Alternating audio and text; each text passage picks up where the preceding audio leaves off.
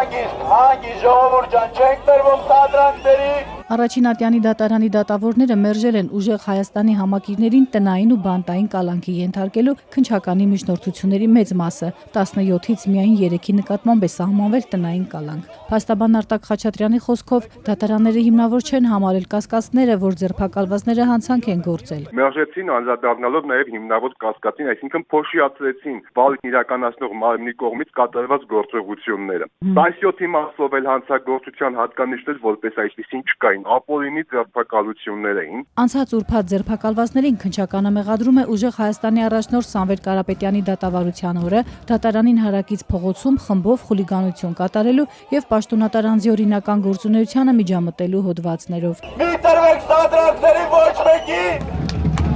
Բողոքի ակցիայի կադրերում երևում է, որ ցուցարարները կանգնած են Թբիլիսյան խճուղու մայթին եւ փողոցի մի մասում։ Ոստիկանությունը պահանջում է ազատել փողոցը, սկսվում է իրարանցում, ցուցարարներից երկուսը շիշ են նետում իրավապահների ուղղությամբ։ Փաստաբան Խաչատրյանը սակայն ընդգծում է, նրանք ձերբակալվածների շարքում չեն, գուցե սադրիչներ են, ասում է։ Քննչականը եւս չի մանրամասնում, շիշ նետողները արդյոք մեղադրյալների շարքում են։ Շիշ նետողները նույնականացված եւ ձերբակալված չեն ոստիկանության աշխատակիցների կողմից, որի պայմաններում փաստացի ապօրինի քրեական հետապնդումը հալածվել 17 անձանց նկատմամբ, որոնք որևէ ձևով կապ չունեն։ Շատ հնարավոր է շիշ նետողներին հայտնաբերելու, ձերբակալելու պայմաններում ուժեղ Հայաստան կուսակցությունը իր շարքերում իրականացված, այսպես ասած, ուսումնասիրություններով պարզել, որ այս մարդիկ ընդհանրապես որևէ աղերս չունեն այդ կուսակցության հետ եւ սրանք սադրիչներ են եղել, որի մասին բացեիբաց խոսում էին կուսակցության ներկայացուցիչները։ Ուժեղ Հայաստանի ներկայացուցիչ Ալիկ Ալեքսանյանը պնդում է իրավապահները բերման են ենթարկել նրանց, ովքեր տուժել են ոստիկանական գործողությունից։ Խաղաղ ակցիա անող մարդկանց այդ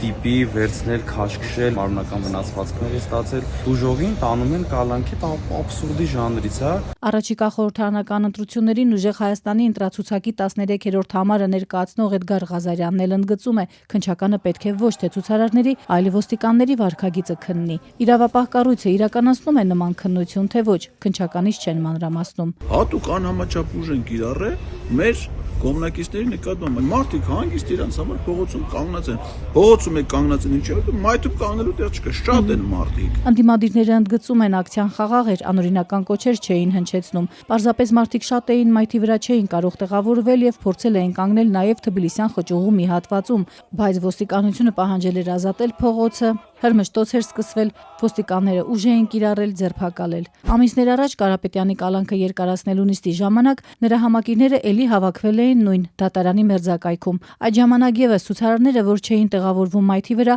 կանգնել էին հենց Թբիլիսյան խճուղու մի մասում։ Փողոցը որոշ ժամանակ փակվել էր, բայց այդ ժամանակ ոստիկանների հետ միջադեպ չեղավ։ Անդիմադիր Ղազարյանի խոսքով հատուկ են իրենց համակիրներին դարձնում մեղադրյալ, որ զրկեն նախընտրական քարոզչությանը մասնակցելու հնարավորությունից։ Հանիրավի քրեական գործերով Կալանքը խաղաբանը, թեկուզ տնային կալանք, խափանման միջոց, այսինքն այդ մարդը ոչ հեռախոսից կարա օգտվի, ոչ կարա տնից դուրս գա, ոչ գրասենյակ, այսինքն քարոզչական աշխատանքից զրկում են,